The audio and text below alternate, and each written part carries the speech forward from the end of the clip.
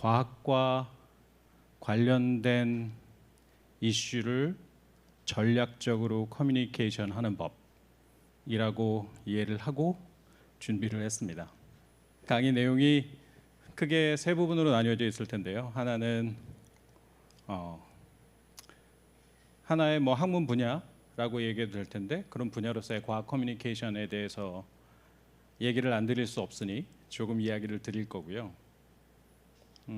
그 다음에는 그런 과학 커뮤니케이션 관점에서 기후위기와 관련된 이야기들이 어떤 형태로 이야기되어 왔는지를 잠깐 볼 거고요. 그 다음엔 그냥 그렇게 끝내면 너무 재미가 없으니까 그냥 같이 생각해 볼 만한 몇 가지 잡담들을 조금 뒤에 해둘 겁니다. 사실 이 프로그램의 가장 중요한 파트는 제 다음 파트인 해커톤과 관련된 파트이기 때문에 저는 사실상 사족처럼 편한 마음으로 보시면 될 겁니다.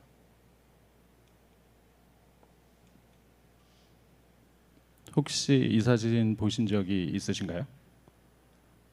지금 우리나라는 이제 이 음모론으로부터는 굉장히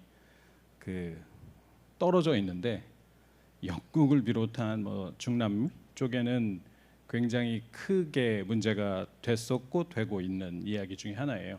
그러니까 코비드-19이 이 5G하고 연관이 있어서 5G와 관련된 것들이 코비드-19을 일으키고 있다라고 하는 음모론이고, 실제 이것 때문에 굉장히 많은 사회 문제가 있고 진행되고 있죠. 이 그림은 많이 보신 적 없으실 거예요. 이게 혹시 평평한 지구론자들이라고 이야기 들어보셨어요? 그러니까 지구가 둥글지 않고 평평하다고 생각하시는 분들이에요. 그 안에서는 학회도 있으시고 굉장히 정밀한 논의가 있어요. 예를 들면 이 그림의 이제 우리가 남극이라고 알고 있는 게 사실은 그 평평한 지구의 끝에 있는 얼음벽이라고 생각하시죠. 저 하얀 부분이 남극이에요. 이렇게 진격의 거인 생각하시면 될 겁니다. 이렇게 싸고 있다고, 우리가 다 속고 있다, 이렇게 이야기하시는 분들이죠. 이런 얘기를 들으시거나 아니면 저를 통해서 지금 들으셨는데, 통상적으로 이제 가지고 계신 생각들이 어떠냐면, 그냥 일반 대중들은 과학에 대해서 알지 못하기 때문에 과학자들이 혹은 선택된 그 지식에 대해 접근권을 가진 누군가가 잘 알려주고 이끌어주고 해야 된다는 생각을 많이들 가지고 있는 거죠. 그래야 저런 5G 얘기나 혹은 평평한 지구나 이런 얘기가 없어질 수 있다고 생각을 하는 거죠. 기후위기 차원에서는 그래야 기후위기를 좀 더 우리가 진지하게 다룰 수 있게 된다고 생각하는 쪽이겠죠. 이런 프레임이 계속되고 이런 계몽이 계속 이루어지면 두 가지 생각이 동시에 자라는데, 이 두 가지 생각 자체는 연결이 저는 되어 있다고 생각은 해요. 한 가지는 과학이 굉장히 중요하구나라는 사실을 일반인들이 알게 됩니다. 일반 시민들이. 근데 이와 동시에 똑같이 자라나는 생각이 뭐냐면, 과학은 나하고 무관한 과학자들의 일이다라고 하는 생각이 같이 자라요. 그러니까 과학은 중요하다는 생각은 꽤 긍정적인 것 같지만 뒤에 나와는 무관한 일이다라고 하는 부분은 그렇게 긍정적으로만 들리지는 않는 부분이잖아요. 근데 중요한 건 이 생각이, 과학이 중요하다는 생각이 자람과 동시에 나하고 무관한 일이라는 생각도 같이 자란다는 거죠.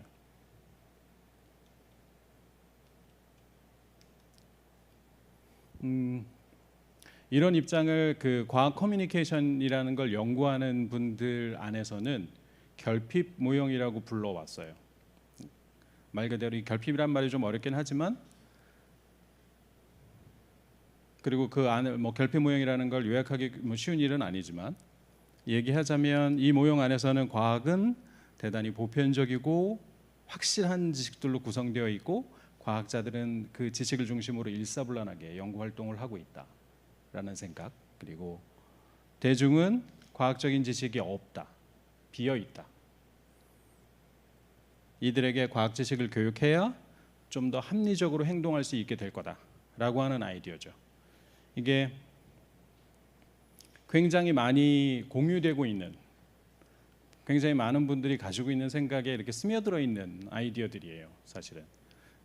그러니까 일반 시민들이 과학적인 지식이 모자라기 때문에 문제가 생긴다고 보고, 그 모자란 문제를 과학자들이 잘 알려줌으로써 문제를 해결해 볼 수 있다라는 아이디어죠.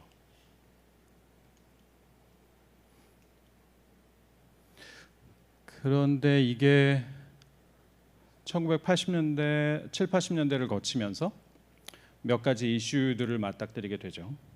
지금 뭐 하나하나에 대해서 이야기 드리긴 좀 어려울 것 같지만 금방 보셔도 이해하실 수 있을 거예요. 뭐 핵 폐기물 처리자의 안전성 문제라든가, 혹은 CFC로 인한 오존층 파괴 문제라든가, 유전자 재조합, 혹은 뭐 수돗물 불소와 이런 등등의 과학과 사회를 둘러싼 여러 가지 논쟁들이 많이 벌어지기 시작했고, 그리고 이론적인 학문적인 분야에서는 사회 구성주의에 대한 논의, 그리고 새로운 STS라고 부르죠, 과학기술학이라고 하는 것에 대한 논의, 그리고 과학기술 시민권이라고 하는 것에 대한 논의들이 이루어지기 시작했습니다. 그러면서 그 결핍 모형이, 이때는 이제 이런 모델과 관련된 쉬프트가 좀 있을 때는 되게 그 이전 모형을 좀 좋지 않은 것으로 보는 논의들이 있게 되잖아요. 결핍 모형을 굉장히 많이 비판하면서 제기된 입장들이 있는데, 그런 이질적인 많은 입장들이 어느 정도 공유하고 있는 생각들을 뭉뚱그려서 맥락 모형이라고 많이 부릅니다. 뭐냐면 이분들은 어떻게 생각하냐면, 일반 대중들이라고 하는 것이 이전 결핍 모형에서 생각했던 것처럼 그렇게 동질적인 집단이 아니라 대단히 복잡한 상호교차성을 가진 이질적인 집단이라고 보는 거죠. 그 안에는 이해관계자도 있고, 실질적으로 과학기술과 관련된 논의들을 생산해내시는 분들도 있고요. 그리고 또 하나, 과학은 그냥 결과물로서의 지식이 아니라 아주 복잡한 사회적인 맥락소 안에서 이렇게 프로세스에 가깝게 벌어지는 일들이다라고 생각을 하게 되고 있고, 그리고 대중은 그냥 아무것도 없는 빈 공간에서 과학 지식을 흡수해서 적어두는 것이 아니라 본인의 방식대로 재구성해서 이해한다는 거였어요. 이 부분과 관련돼서 조금 제가 뒤에 이야기 드릴 게 있을 텐데, 결핍 모형과 관련된 그 논의에서 보통 많이 썼던 용어가, 일상생활에서 가끔 들을 일이 있으실 거예요. 과학 대중화라는 말들을 썼던 게 사실 그 당시의 용어에 속하거든요. 그러니까 과학을 모르는 일반인들에게 과학을 잘 교육하거나 계몽해야 된다는 입장에서 그런 결핍 모형에 대한 비판이 오면서 맥락 모형과 관련된 논의들이 이제 이어지고, 그리고 나서 이 사이언스 커뮤니케이션이 일종의 두 가지 접근으로 이렇게 나뉘거나, 혹은 이 둘을 복합적으로 취하거나 하는 형태로 좀 바뀌게 됐습니다. 한 가지 접근이 그냥 뿌리기 접근이라고 제가 옮겼는데, 정규 교육 과정에 과학 교육을 넣는 것, 그리고 혹은 매스미디어를 통해서 교육을 하거나, 혹은 그 과학관이라 그러죠, 사이언스 센터를 통해서 교육을 하거나 하는 것들이 이런 뿌리기 접근에 속하는 활동들이라고 보면, 시민 참여 접근은 그보다 훨씬 더 적은 수의 사람에게 조금 더 강도 높은 커뮤니케이션을 하게 하는 거죠. 그리고 그들이, 일반 시민들이 그냥 듣는 입장에, 혹은 교육을 받는 입장에 놓이는 것이 아니라 직접 의사결정 과정에도 참여하고 문제를 제기하거나 그 솔루션을 찾는 데도 함께 하는 형태로 이루어지는 프로그램들이 있었습니다. 뭐 하나하나에 대해서 자세히 말씀드리지 못해서 좀 그런데, 혹시 궁금하시면 찾아보시면 아마 많은 자료들이 있을 거예요. 시민공청회나 과학상점 많이 알려져 있고, 합의회의도 아마 많이 들으셨을 거고요.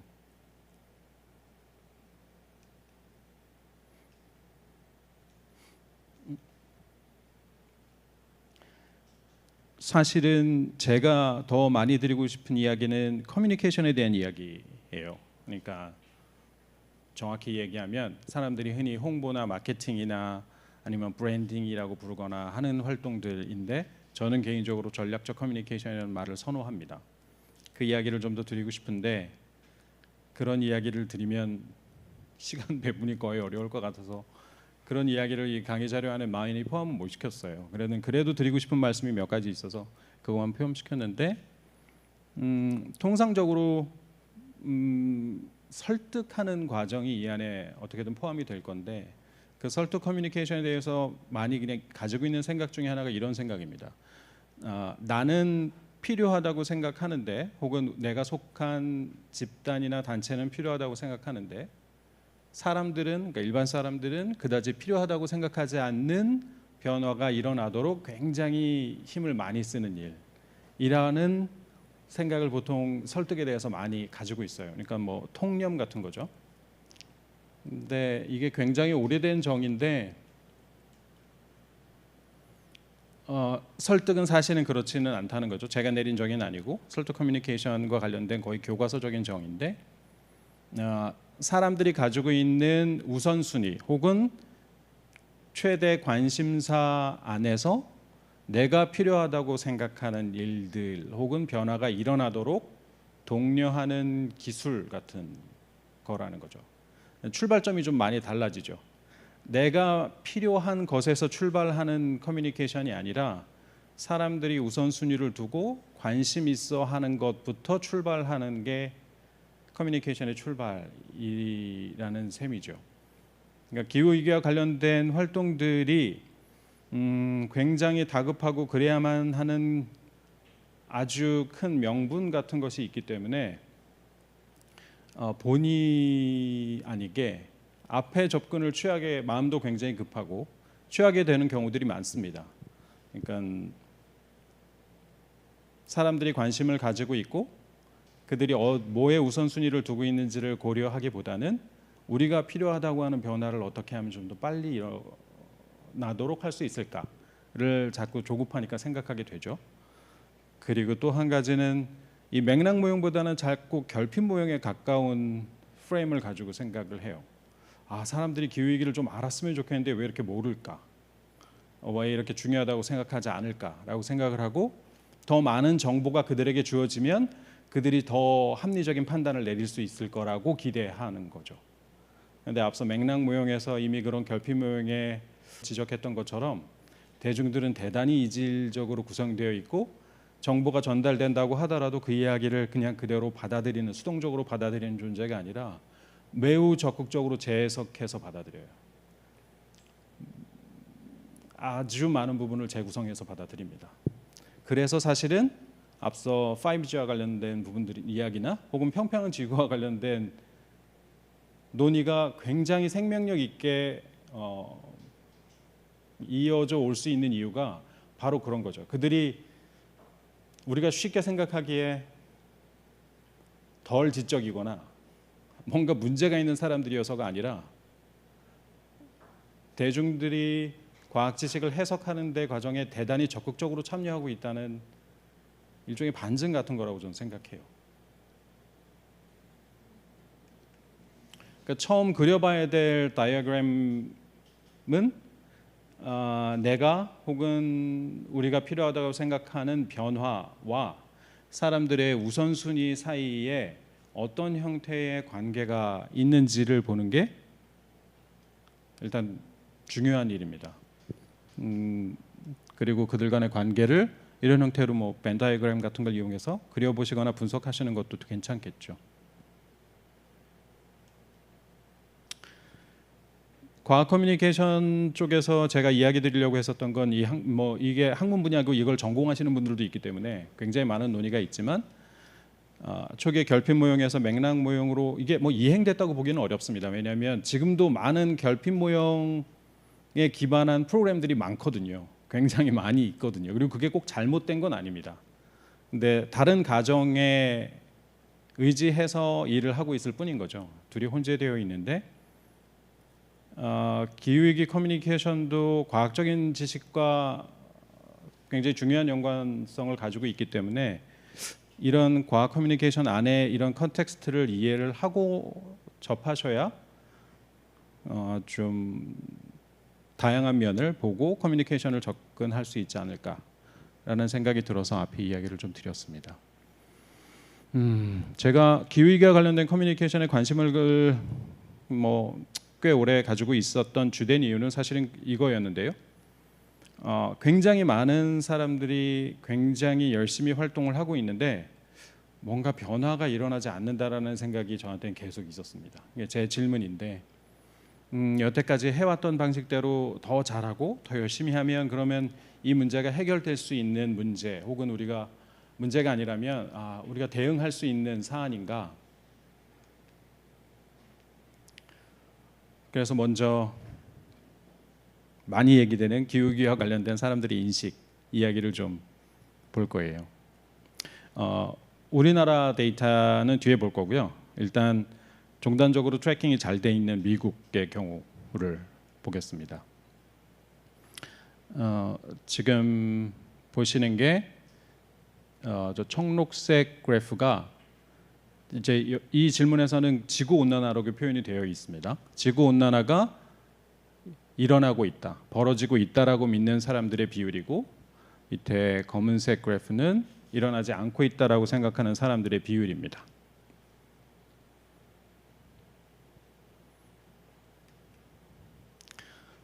이 그래프는 지구 온난화가 일어나고 있는데 굉장히 강하게 아주 심하게 일어나고 있다라고 믿는 사람들의 비율이 저 청록색 그래프고, 저 아래쪽 그래프가 정말 아무것도 일어나지 않고 있다라고 생각하는 사람들의 비율입니다.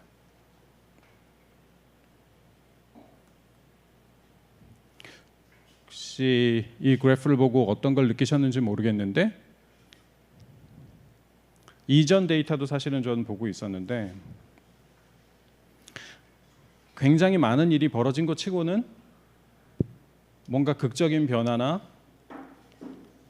인식 수준의 큰 성장 같은 것이 눈에 띄지 않는다 라는 게 제 첫인상이었어요. 물론 이제 이걸 조금 쪼개보면 다른 이야기들이 있겠지만,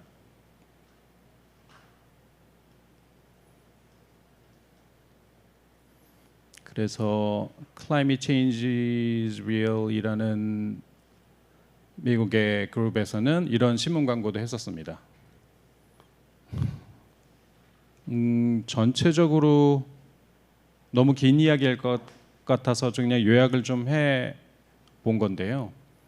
1980년대에서부터 90년대 초가 이제 기후 변화 혹은 지구 온난화 관련된 논의들이 이제 싹튼 시기라고 볼 수 있는데, 점진적으로 논의가 되면서 많이 인식률이 좀 높아졌죠. 그리고 90년대 중반, 20년대 초반 이제 미디어 커버리지도 넓어지고 이야기들도 많아지고 이제 북극곰 이미지가 만들어진 것도 이때입니다. 그러다가 2000년대 중반서부터 2000년대 후반까지는 적극적인 부정론자들이 나타나기 시작했고요. 그리고 한 가지 중요한 현상이 양극화가 나타나기 시작했습니다. 그러니까 기후위기에 대해서 철저하게 부정하는 쪽과 아주 강하게 긍정하는 쪽이 나눠지는 현상이 시작이 됐고, 지금은 양극화가 심화되면서 동시에 전반적인 인식 수준이 조금씩 점진적으로 나아지는 형태로 진행되고 있는 것처럼 보여요. 근데 이 비율이 80년대, 90년대 있었던 약간 극적인 인식 변화 이후에는 한 10%에서 15%포인트 이내에서 움직입니다. 그러니까 거의 30년 가까이 캠페인 역사가 있는 건데, 물론 뭐 그 강도는 시기별로 달랐겠지만 생각보다 많은 변화가 없었던 거죠. 이건 미국의 퓨 리서치 센터가 내놨었던 데이터인데, 올해도 아마 했고 올해 데이터 얘기도 나왔었던 것 같아요. 그래서 언뜻 들었는데 제가 이 데이터를 직접 보진 못했는데, 유럽에서는 기후위기가 코비드-19보다 훨씬 더 중요한 위협으로 받아들이고 있는데, 우리나라에서는 코비드-19이 가장 큰 위협으로 받아들여졌다는 기사를 잠깐 본 것 같아요. 아마 이 데이터를 가지고 말씀한 기사일 것 같은데, 여기 보면 오렌지 선으로 테두리 그어져 있는 게 우리나라거든요. 그러니까 클라이밋 체인지에 대해서 얘기한 주된 위협이라고 얘기한 비율이 가장 높습니다. 86%고 세계적으로 보더라도 대단히 높은 수준이에요. 미국보다 높습니다.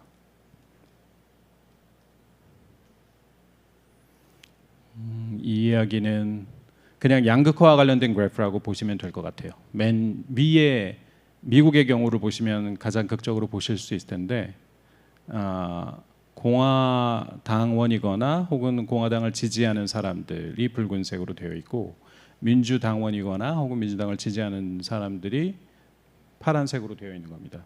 그러니까 지지하는 비율이 저렇게 엄청나게 차이가 나죠. 공화당 지지자들은 한 27% 정도고 민주당 지지자들은 83% 정도까지 올라옵니다.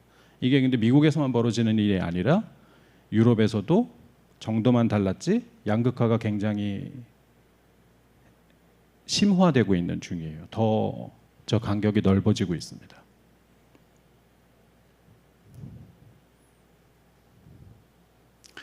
이게 윈 월드 서베이에서 19년에 만들었던 우리나라 데이터예요. 아마 한국 갤럽이 참여해서 만든 데이터일 텐데 기후 변화가 있다라고 대답한 우리나라 사람들의 응답 비율이 95%입니다. 그리고 그게 사람으로 인한 것이다. 자연적인 변화가 아니라 사람 때문에 벌어진 것이다라고 응답하신 비율이 93%고요. 심각한 위협이라고 응답한 분들이 93%. 근데 이게 조금 재미있는 부분인데 맞기엔 늦었다라고 응답한 비율도 꽤 높습니다. 66%. 예, 좀 해석이 돼야 되는 부분이라고 보는데 이런 인식과 관련된 논의에서 전 두 가지를 말씀드리고 싶었는데 하나는 일단 인식 관련된 변화는 다른 사회적인 이슈와 마찬가지로 대단히 점진적이다. 그게 나아지고 있다고 하더라도 그 속도는 매우 더디게 일어날 거고 그 안에서 지금 많은 개선이 이루어지고 있다고 하지만 양극화와 관련된 이슈가 또 만만치 않은 현상이다라고 하는 것. 그리고 우리나라에서 기후위기와 관련된 활동을 하시는 분들은 이 상황이 이해하기 어려우시겠지만 우리나라의 응답 수준은 거의 세계에서 탑 클래스입니다. 뭐 여러 통계에서 그리스 정도하고 우리나라하고 굉장히 높은 응답 결과를 보여주죠. 왜 그런지는 저도 정확히 잘 모르겠어요. 그냥 추측을 해보면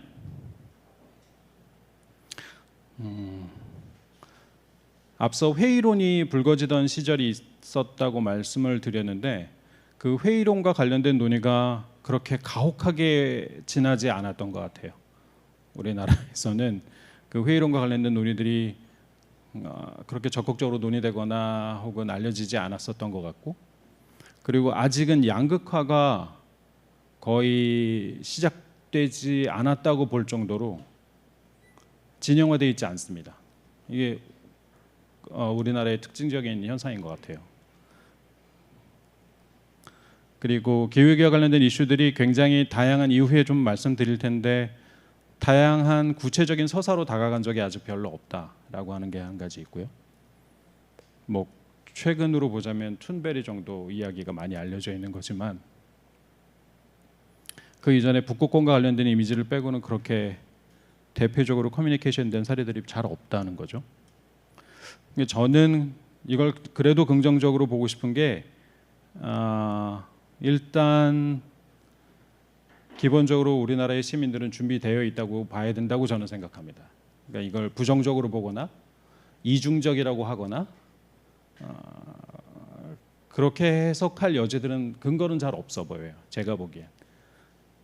이게 되게 본인들이 현장에서 활동하시는 분들이 느끼는 온도와 이 수치 사이의 갭 때문에 이거 뭐지? 라고 싶어 하실 수는 있겠지만 그 직관 말고는 다른 근거는 잘 없어 보입니다. 그러니까 저는 긍정적으로 봐야 될 거라고 일단 말씀을 드리고 싶었어요. 준비되어 있는 거라고 봐도 될 것 같습니다.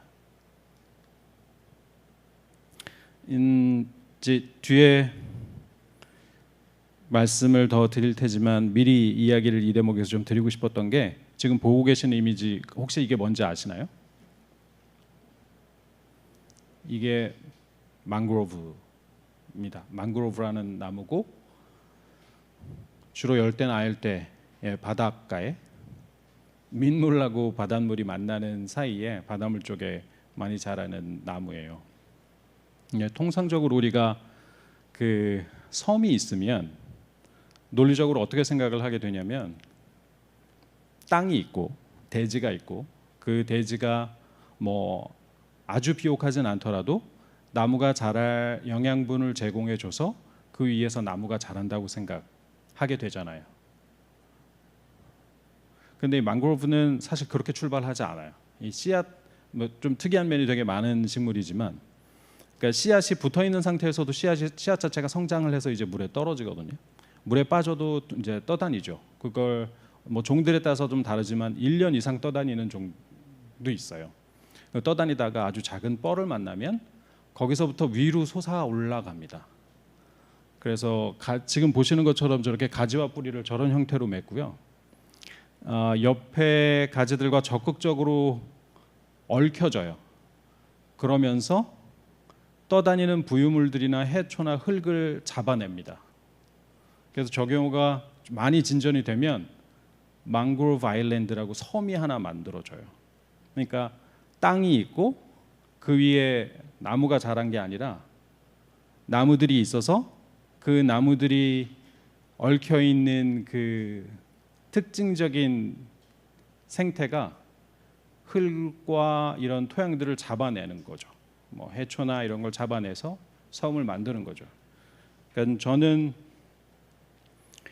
기후위기 관련된 캠페인은 이 망그로브 어프로치를 취해야 될 거라고 생각하고 있어요. 그러니까 시민들의 의식이라는 비옥한 토지 위에 우리가 뿌리를 내려야지라고 생각을 하시는 게 아니라, 내릴 수 있는 일을 하시면서 그 안에서 함께할 시민들을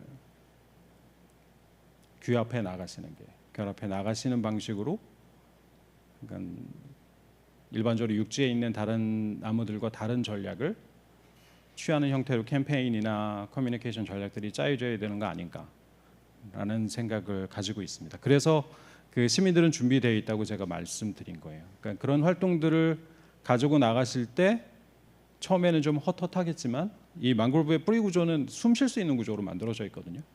얘들이 이제 물이 하루에 2번 정도 차오를 거잖아요. 완전히 덮여서 숨 쉴 수 없게 될 때를 대비해서 뿌리를 위로 올려내요. 그러니까 다른 식물하고 좀 다르죠. 그 정도의 지금 시민들의 인식이나 혹은 행동 수준의 적응보다는 대응하는 형태로 캠페인이 오히려 바뀌어야 되지 않나. 그러니까 자꾸 비옥한 토지만을 탓할 때는 아닌 것 같다라는 생각이 들었습니다. 그 뿌리에 달라붙을 흙들은, 토양은 충분히 있는 것 같아요.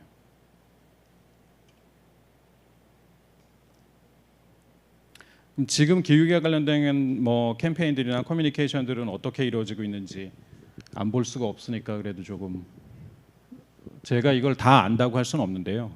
몇 가지만. 굉장히 유명한 북극곰 사진이고요. 이 곰이 그 지구 온난화 혹은 기후 변화와 관련된 되게 상징적인 장면으로 남게 된 게 이 사진이었습니다. 98년도 90년대 후반에 내셔널 지오그래픽에 실린 사진들이고,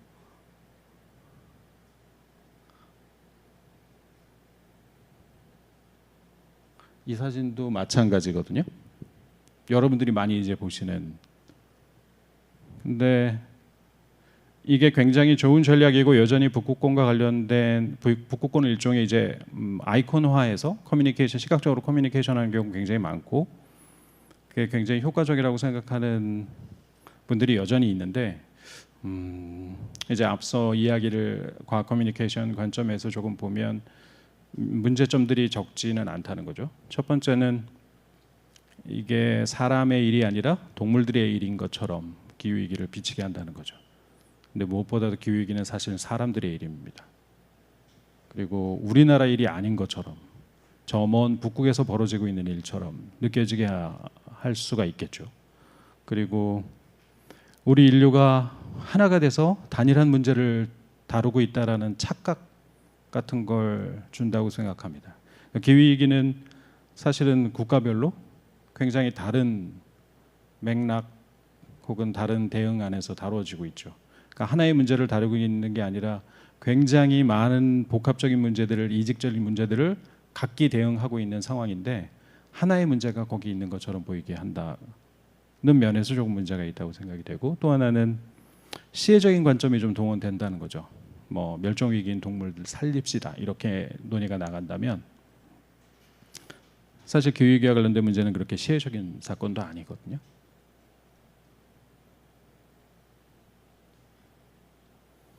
이거는 많이 아시는 뭐 Extinction Rebellion의 캠페인들 모습이고, 제가 모은 게 아니라 그 문화연대 박유현 활동가께서 그 뉴스레터에 실어주신 걸 제가 가져다 쓴 겁니다. 그리고 오른쪽은 올라프 엘리아슨이라는 미술 작가가 있었던 거고요. 그 많이들 부러워하고 또 장점이 굉장히 많은 캠페인이고, 일단 미디어 커버리지도 굉장히 많고, 근데 이제 피와 뭐 죽음 뭐 이런 이미지들이 조금 보이죠.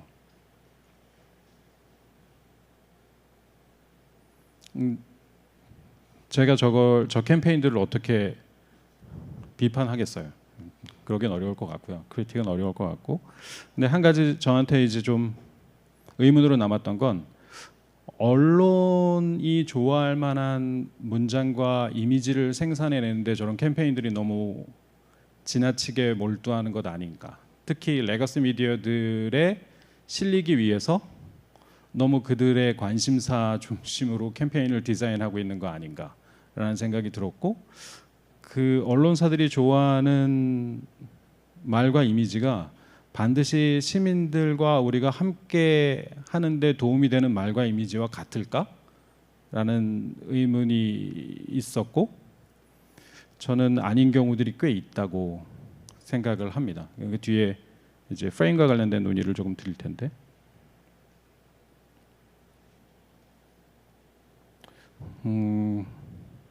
그리고 이제 기후학당이라는 표현에 대해서도요. 요새 굉장히 더 많아졌더라고요. 제가 이거를 더 많은 분들이 굉장히 더 많이 쓰고 계신데 그만의 효과가 있을 거라고 생각은 합니다. 근데 제가 왜 한국이 기후학당이다라는 얘기가 어디에서 왔는지를 이렇게 쫓아가 본 결과로는 2016년에 저 클라이밋 홈 뉴스라는 영국에 있는 그러니까 기후 변화와 관련된 매체에 실린 저 기사의 제목을 인용한 국내 기사들과 혹은 활동가분들의 말을 통해서 기후학당이라는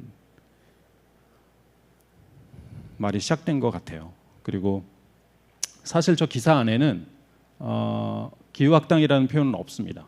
내부에는 없고 제목에만 저렇게 쓰여져 있고, 더 좀 그런 건 저 기사가 근거로 삼고 있는 게 그 Climate Action Tracker (CAT)라고 하는 곳에서 낸 이제 결과인데, 그게 최근에 낸 결과에서는 한국이 critically insufficient가 아니라 highly insufficient에 들어가 있어요.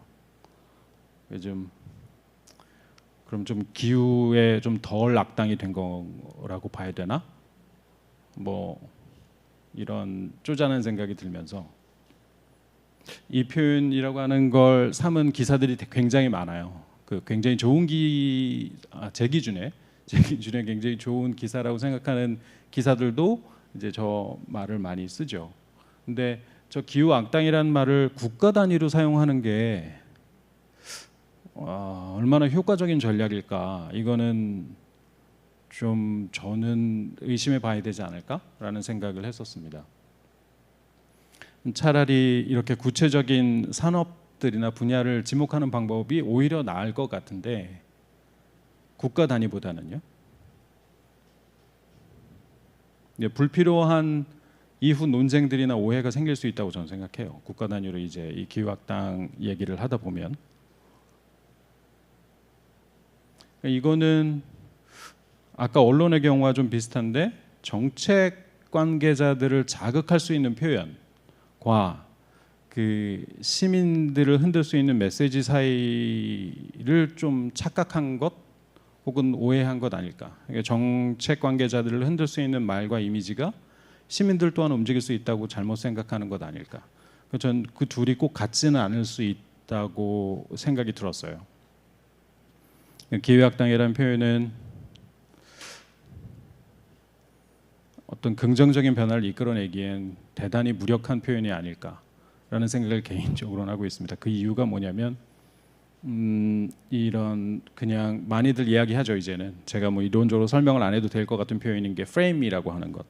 그러니까 기후 위기를 표현할 때 우리가 쓰고 있는 프레임에 대한 이야기인데 대략 이렇게 한 6가지 정도의 프레임들이 있는 것 같아요. 뭐 재앙이라는 표현서부터 붕괴나 파괴 혹은 불확실성을 강조하는 입장이나 혹은 비용, 비싼 대가, 손실과 희생. 이 이야기, 이 프레임은 기후 위기에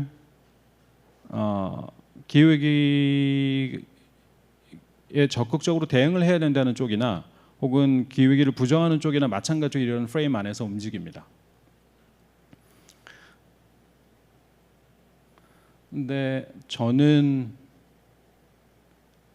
체벌이 사람을 성장시킬 수 없는 것처럼 이런 형태의 프레임들은 그러니까 기후악당이라는 죄책감을 안기거나 혹은 손실을 강조하거나 세고 겁난 이미지들을 쓰는 건 사람들을 움직이게 하는 데는 대단히 미흡한 것이 아닌가라는 의심을 가지고 있습니다. 이런 네거티브 프레임들이 자꾸 모험적인 행동을 더 못하게 해요. 그러니까 기후위기를 돌파해내려면 리스키한 정책들을 취할 수밖에 없는데 역설적으로 이런 캠페인들은 일반 시민들이 그런 상황에서 좀 더 위험한 판단을 내리는데 주저하게 만듭니다. 이게 뭐랄까요?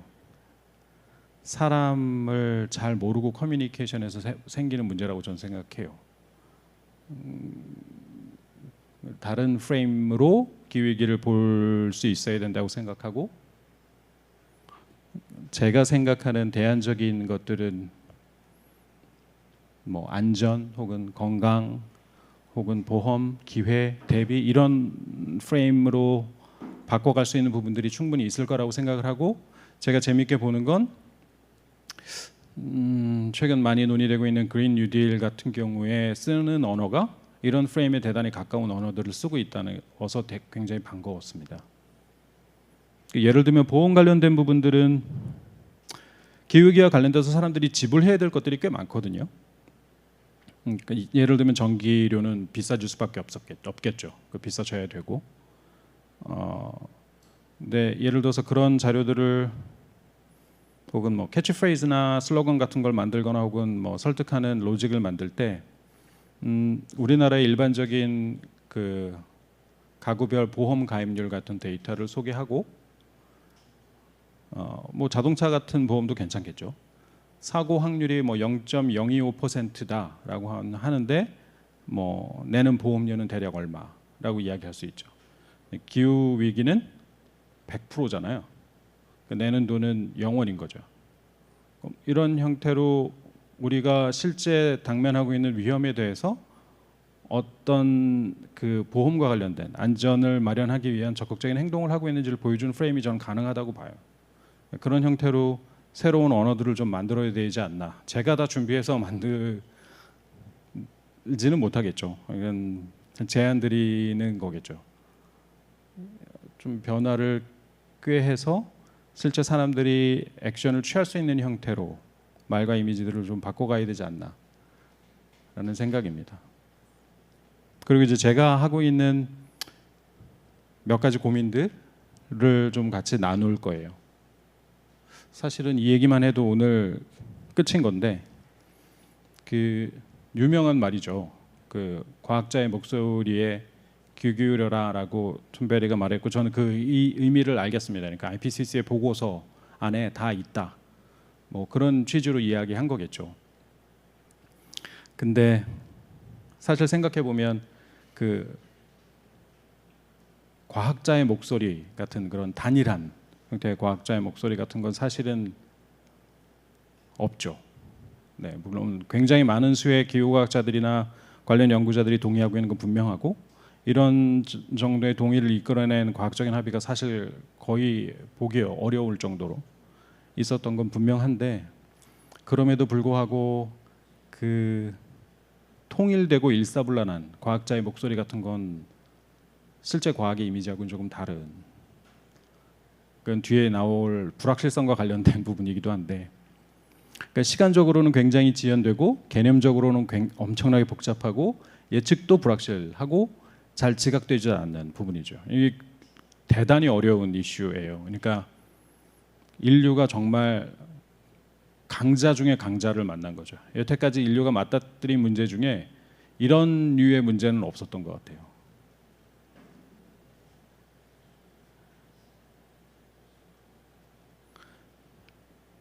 근데 앞서 제가 그 맥락 모형에서 사람들이 굉장히 적극적으로 과학 지식을 재해석한다고 말씀드렸잖아요. 그러니까 그것과 연결된 부분인데, 과학자의 목소리를 듣는 그게 서로 단일하다고 하더라도 그 목소리를 들어서 이해하는 대중들의 이해는 다 다르기 쉽다는 거죠.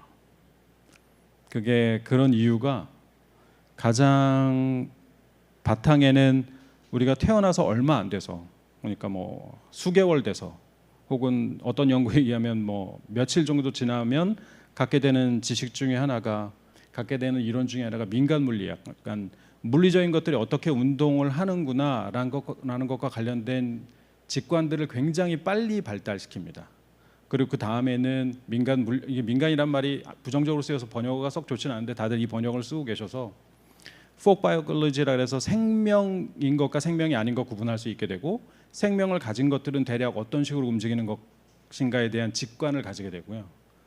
그 다음에는 마음 이론이라고 해서 사람의 마음 있는 것들은 어떻게 움직이고 어떻게 이해해야 되는지에 대한 걸, 이제 제일 마지막에 끝부분에 발달되는 게 저 folk psychology인데, 저거는 뭐 사람에 따라서는 예전엔 4살이라고 봤는데 요새는 한 3살, 뭐 2살 좀 넘어가면 발달된다고 알려져 있는 것 중에 하나예요. 저 과학적인 교육이 시작되기 이전에 실제 과학 이론과 다른 형태의 세상 지식을 이미 다 갖추고 있는 상태가 되고요.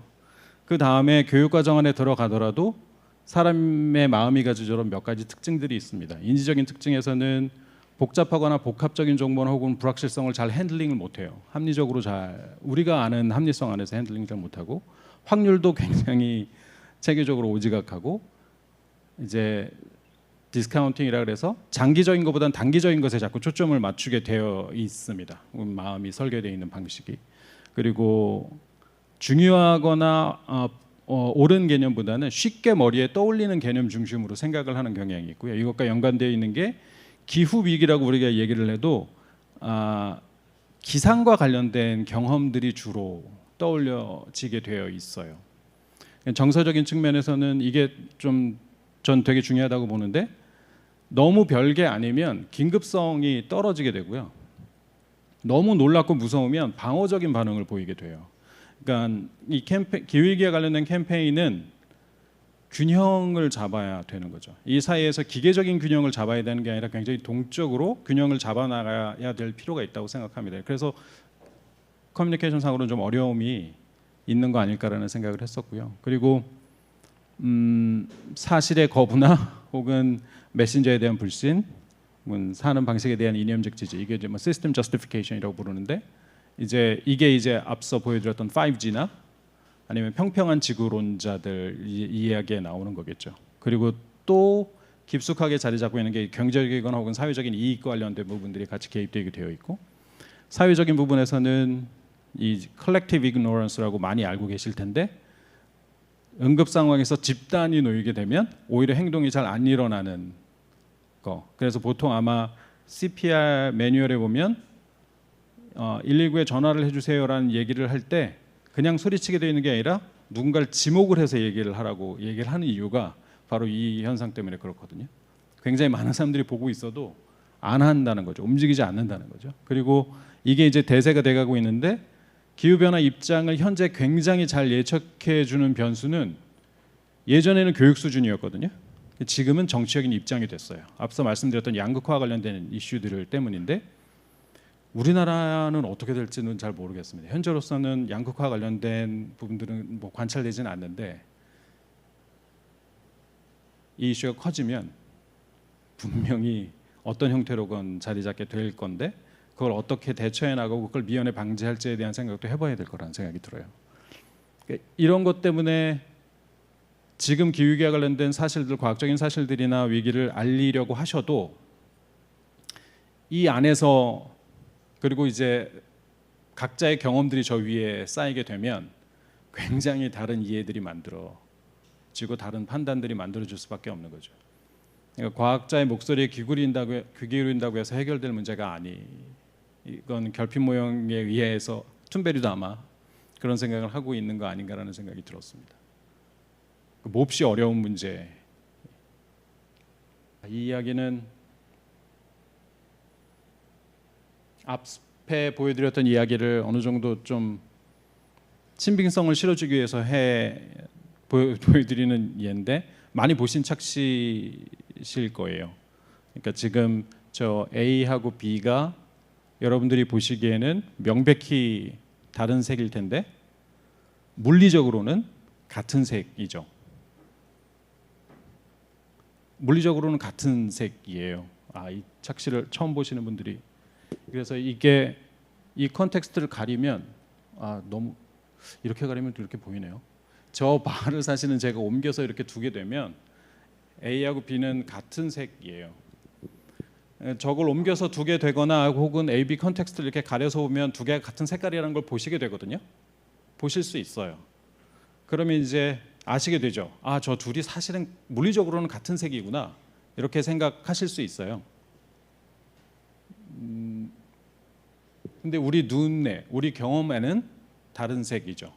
그러니까 예를 들면 저 1.5도라고 하는 게 이제 기후위기와 관련된 논의를 하면서 저건 엄청나게 큰 기후 온도의 변화라고 이야기하지만, 사람들이 그냥 직관적으로 가지고 있는 온도에 대한 개념 안에서 1.5도는 그렇게 크게 느껴지지 않는 거죠. 최근에 조천호 선생님이 괜찮은 메타포를 가지고 오신 거를 봤는데, 사람 열 오르는 거에 비교하시더라고요. 그러니까 사람 열이 정상 체온에서 한 1.5도만 올라도 병원 가지 않냐, 이렇게 얘기하시더라고요. 좋은 은유라고 생각하는데, 그럼에도 불구하고 전 되게 역시 잘 크게 와닿지는 않는, 되게 쉽지 않은 거죠. 그러니까 우리가 가지고 있는, 우리가 뭔가를 오지각하고 있다, 잘못 지각하고 있다는 사실을 알아도 경험 자체는 교정이 안 되는 경우가 많아요. 그리고 불확실성을 떼내서 생각하지 않을 수가 없는데, 이 사이언스 커뮤니케이션 안에서 이 불확실성을 어떤 식으로 커뮤니케이션 할지는 굉장히 중요한 이슈고, 실제 IPCC 보고서도 이 불확실성을 어떤 식으로 커뮤니케이션 할지에 대해서 대단히 많은 고민을 가지고 있습니다. 현재 보고서를 보시면 이 불확실성 문제를 확률 부분으로 표시를 다 일일이 해두고 있거든요. 이거와 관련돼서도 어떻게 이걸 커뮤니케이션 할지도 자꾸 단서를 찾아 나가야 된다고 생각을 해요. 지금 이 연구가 19년에 있었던 연구인데, 이 연구가 왜 재밌어서, 그냥 이게 확정적으로 옳은 이야기고 뭐 증명된 이야기라서가 아니라 시사하고 있는 점이 많기 때문에, 불확실성이라고 굉장히 난감해하지만은 않고 뭔가 돌파해 나갈 여지가 있다라고 생각을 해주셨으면 해서 보여드리는 게, 기후변화와 관련된 혹은 기후위기와 관련된 사이언스 커뮤니케이션을 할 때 불확실성과 관련된 커뮤니케이션을 해야 된다라고 하는 입장들이 굉장히 많아졌었어요. 그러니까 그게 사실이고, 그 불확실성을 같이 커뮤니케이션하지 않으면 논쟁 흔히 뭐 면역된다 그러죠. 논쟁에 면역되지 않아서 발레들을 만나면 휘청휘청 하더라. 그러니까 불확실성을 체계적으로 교육을 해야 된다라는 생각들을 많이 하시게 됐고, 그 불확실성을 담아서 이제 이야기를 어느 정도 그 불확실성 수준을 같이 이야기하기 시작하셨는데, 이 연구는 어떻게 실험을 구성을 했었냐면, 이제 통제 집단한테는 예를 들면 지구온난화는 해수면을 1m 정도 높인다라고 하는 이야기만 그냥 사실에 대한 진술만 포함시켰고요. 두 번째 프레임 1에서는 이제 제한된 불확실성이라 그래서 어떻게 표현했냐면, 그 표현 아래에 뭘 덧붙였냐면 해수면의 높이는 작게는 30cm가 될 수도 있고 2m가 될 수도 있다. 이렇게 레인지로 불확실성을 표현해 준 거고요. 이제 아래는 말 그대로 솔직하게 불확실성을 있는 그대로 과학자들이 이해하고 있는 그런 불확실성을 이야기를 한 거예요. 수많은 요소들이 예측하기 어려운 방식으로 해수면 높이에 영향을 줄 수가 있다. 이렇게 이제 담아서 사람들에게 이 예측을 어느 정도 수용하느냐를 물었습니다. 이 중에서 가장 수용도가 높았던 집단이 어딜까요?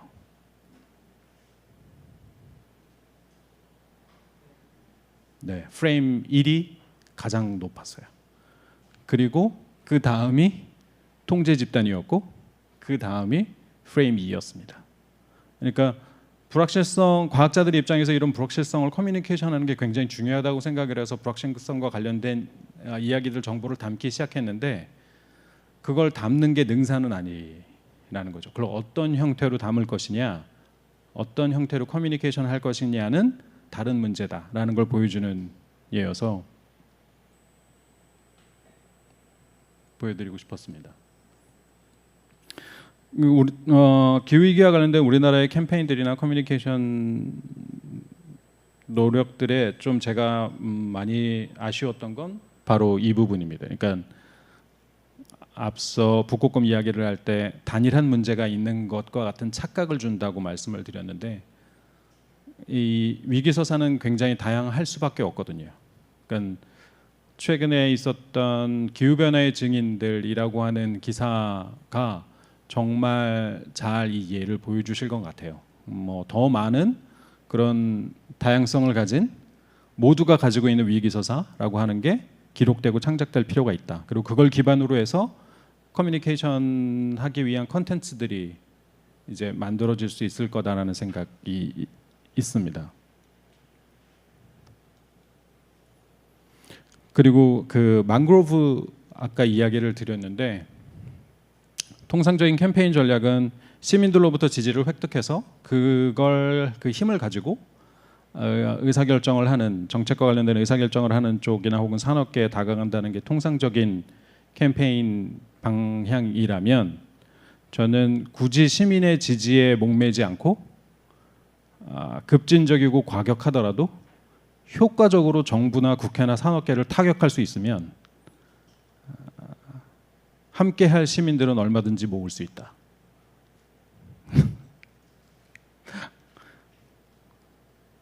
그 마음대로. 네.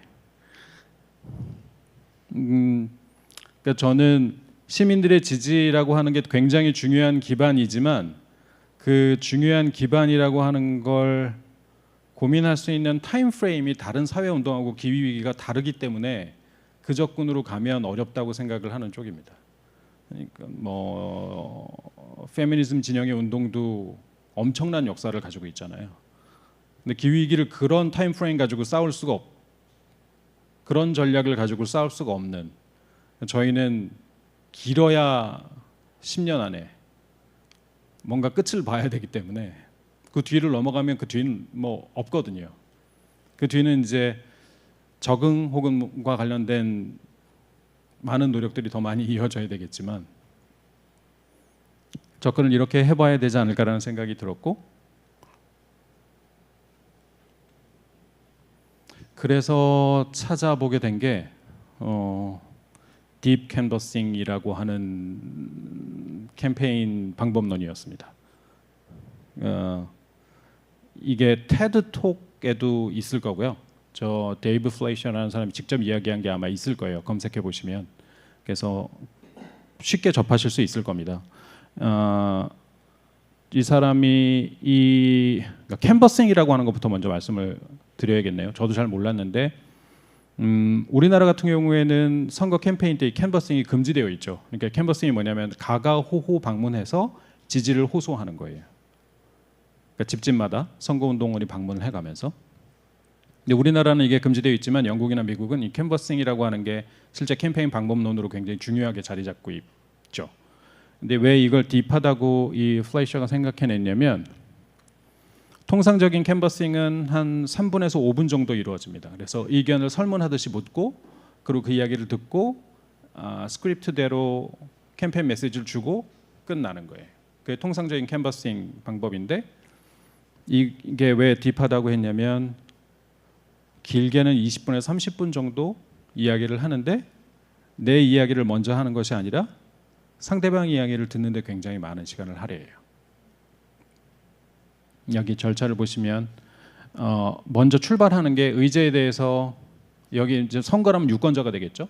의견을 먼저 묻고 그 의견을 듣습니다. 그리고 그 의견을 그냥 듣는데 끝내는 게 아니라 좀 많이 테크니컬한 게 그 사람들은 페이크 테인이라고 불러요. 한 10초 안에 사람들이 말을 더 길게 안 나가려고 캔버싱 온 캔버서들한테 그냥 나 지지해요 뭐 이렇게 얘기하고 그냥 끝내버리려고 하는 사람들이 있다는 거죠. 그거를 좀 더 들여다보기 위해서 뭐 동영상이나 혹은 이야기들이나 뭐 이런 컨텐츠 같은 소스를 사용해서 조금 더 그 경험이나 생각을 좀 더 들여보는 시간을 갖습니다. 그리고 그 다음에 대화 참여자의 그와 연관되어 있는 사적인 경험이나 간접 경험 관련된 이벤트들을 물어보고 그 경험과 아까 초기에 말했던 그 의견이 어떤 관계에 있는지를 서로 이야기를 해보는 거죠. 그리고 나서 초기의 관심과 의견에 대해서 다시 얘기를 해보고 다시 원래 의제로 돌아와서 그 의견을 어떻게 볼 건지를 평가하는 프로세스를 20분에서 30분 정도 밟습니다. 여기에는 스크립트가 중요한 게 아니라 캔버서가 얼마나 민감하게 이 대화 참여자하고 이야기를 할 수 있느냐가 되게 중요하겠죠. 캔버서가 굉장히 훈련되어 있어야 하고 통상적으로는 이분들은 준비할 때 이분들이 시작한 게 그 얘기를 말씀을 안 드렸네요. 이분들이 이걸 시작하게 된 건 2008년도에 Proposition 8이라고 동성결혼 반대법안이 만들어진 거를 보고 이 플레이셔가 원래는 오바마 선거 캠프를 쪽에 있었던 사람인데 안 되겠다 싶어서 이제 LA로 넘어와서 저기 팀을 맡게 되고 본인이 이제 캔버싱 스트래티지를 새로 짠 게 이제 디캔버싱이었습니다. 이렇게 해서 표를 바꿔야 된다. 그러니까 데이터도 굉장히 충실하게 잘 쌓여져 있고 예를 들면 전환율이라고 이분들은 표현하는데 그게 한 10% 정도 된다는 게 이분들 데이터예요. 그러니까 10명 접촉하면 1명은 생각을 바꾼다는 거죠. 그럼 예를 들면 이분들 계획으로 보면 10,000표를 우리가 더 얻어야 되겠다 싶으면 10만 명을 접촉하면 이길 수 있는 거예요. 그러니까 이런 형태로 이제 접근을 하는 거죠. 그리고 재밌는 게 한 캠페인에 참여하는 캔버서들 트레이닝 시키는데 한 6개월 정도 걸렸었고 중요한 건 그 변화된 입장이 유지되는 기간이 한 9개월 정도. 꽤 긴 거죠. 보통 이런 캠페인에서 그 정도로 변화된 입장이 오래 가지 않는데 꽤 비교적 오래 유지가 되더라고 하는 게. 그러니까 저는 이 이야기를 왜 드리냐면 기후위기가 우리나라도 분명히 그 진영화되는 절차를 받을 수밖에 없을 거고 이건 SNS하고도 연결돼 있죠. 최근에 롬보우가 또 책을 썼고 기후위기에 반대하는 컨텐츠들은 더 많아질 거예요. 왜냐하면 앞서 보셨던 것처럼 진영화가 되면 그 반대쪽에서 굉장히 생산적으로 컨텐츠들을 만들어냅니다. 뭐 그 안에는 학자들도 있고 뭐 컨텐츠 전문가들도 있기 때문에 만들어내죠. 그리고 그것들이 굉장히 빠르게 유통이 되니까 뭐 진영화라는 걸 분명히 우리나라도 어떤 형태로건 겪게 될 거고 그 안에서 기후와 관련된 기존의 생각들을 바꾸는 형태로 우리가 커뮤니케이션 할 방법은 이 방법밖에 없겠다라는 생각이 들어서 사실은 소개를 해드렸습니다.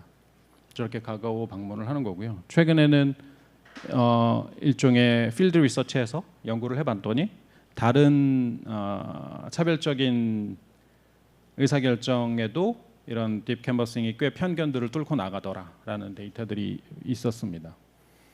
꼭 그렇게 보지 않더라도 그냥 쉽게 볼 수 있는 사례를 한 가지 보여드리면 이게 A, B, C, D가 다 그 신약이거든요. 새로 만들어진 약 이름들입니다. 이 가로축은 그 제약회사의 영업사원이 의사와 그 밥을 먹은 횟수예요. 그러니까 여기는 한 번도 안 먹은 거고, 한 번 먹은 거고, 두 번 먹은 거고, 세 번, 이건 네 번 이상 먹은 겁니다. 근데 이 밥이 비싼 밥이 아니고 그 병원 구내 식당에서 아주 싼 밥을 둘이 잠깐 먹는 거죠. 그 안에서 뭐 밖에 나가서 먹는 밥도 아니고요. 그리고 이 밥을 먹는 동안 약에 대한 적극적인 피치는 거의 없습니다. 근데 밥을 그냥 먹는 횟수인데 지금 보시면 이 세로축이 처방 그 약을 처방하는 비율이거든요. 밥을 먹은 횟수에 따라서 처방 비율이 계속 올라가는 걸 보실 수 있을 거예요. 그러니까 이건 사람들이 비합리적이거나 이상해서가 아니라 앞서 말씀드렸던 것 중에 사람들이 가진 사회성과 관련된 중요한 그냥 특징 같은 거죠. 이런 힘이 디캔버싱에도 분명히 전 작동할 거라고 생각해요. 생각보다 우리는 우리와 다른 생각 가진 사람들과 이야기를 잘 안 하죠. 그러니까 기후위기 활동가들도 아마 가족이나 기후위기에 대해서 좀 뚱하게 생각하는 사람들과 기후위기와 적극적으로 얘기 잘 안 할 거예요. 저는 그게 되게 중요한 지점이라고 생각합니다. 그러니까 그 기후위기를 이슈를 피해가는 사람들의 논리와 행동, 감성을 잘 관찰해 내실 수 있어야 그나마 가능성이 있지 않을까라고 생각하는 쪽이거든요.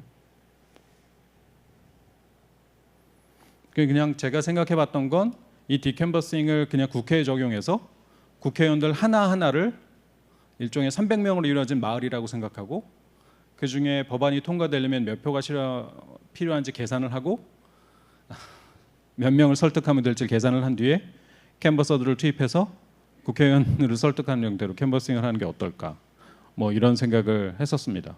이렇게 생각을 한 이유는 사실은 그 기후위기와 관련된 커뮤니케이션을 하려면 시민들과 대화할 거리를 만들어야 되는데 대화할 거리가 사실은 그렇게 많지 않아요. 아까 제가 다양한 위기서사가 필요하다고 한 이유가 그건데 대개는 과학적인 사실과 경고, 좀 세게 말하면 위협 뭐 이런 걸로 구성되어 있죠.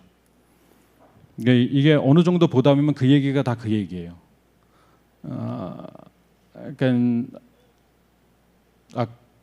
망그로브 같은 그런 접근을 취해서 국회의원부터 타격하고 대신 이 과정을 정확히 다큐멘테이션하고 시민들과 커뮤니케이션 하는 거죠.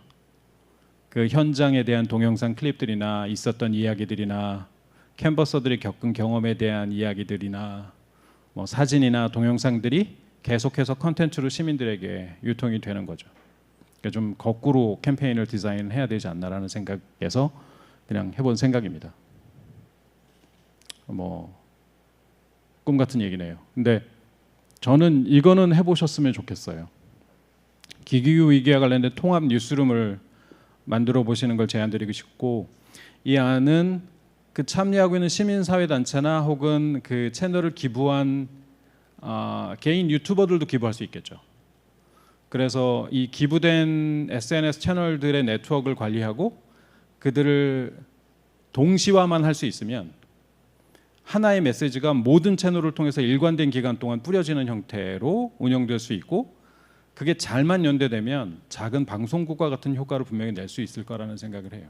결코 작지 않을 거다라는 생각이 들어서 저건 좀 해봤으면 좋겠다는 생각이 있어서 얘기 드렸습니다. 그리고 이거는 최근에 든 생각이어서 포함을 시켰는데, 기후 위기가 이게 지각이라고 표현된다고 될 수 있는지는 잘 모르겠어요. 근데 그 표현을 쓴 건 최근에 제 주변에서도 그렇고 저도 그렇고 혹은 언론의 메시지들도 그렇고 기후 위기를 지각될 수 있는 것으로, 기존에는 사실은 이게 느껴질 수가 없는 거고 지연돼서 이후에 나타나는 사건들이어서 너무 어려움이 있다라고 얘기를 했었는데, 지금은 심심치 않게 기후 위기가 감지되고 있다, 실감할 수 있다라는 표현들이 늘고 있는 이유가, 전 뭐라고 보냐면 취향 말고 이 라이프스타일이라는 건 기본적으로 기후를 대응을 해서 만들어지는 거거든요. 근데 지금 이 라이프스타일이 지금 기후보다는 날씨, 기상과 잘 맞지 않는다는 어그러짐을 많이 겪게 되는 것 같아요. 이전에 해왔던 라이프스타일들이 잘 통용되지 않는다, 잘 돌아가지 않는다, 이전에 했었던 것처럼 생활을 꾸려나가는 게 뭔가 잘 안 맞는다라는 느낌들이 누적이 돼가고 있는 것 같아요. 특히 올해 그런 모멘텀이 있었던 것 같고, 이 기세를 몰아가야 한다. 그래서 라이프스타일과 관련된 변화들을 예민하게 관찰해내고 그 라이프스타일과 관련된 이슈들을 발굴해내서 적극적으로 커뮤니케이션하면 기후위기라는 이슈가 가지고 있는 중요한 단점 중에 하나였던 저 지각이 잘 안 된다. 한재각 선생님 강의를 들으니 이산화탄소가 뭐 보랏빛이었으면 좋겠다고 말씀하시더라고요. 그 정도까지는 아니어도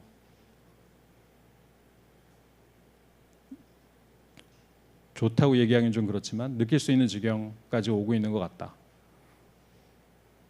네. 그리고 또 아무 얘기도 또 안 하면 좀 그럴 것 같아서 뭐 저도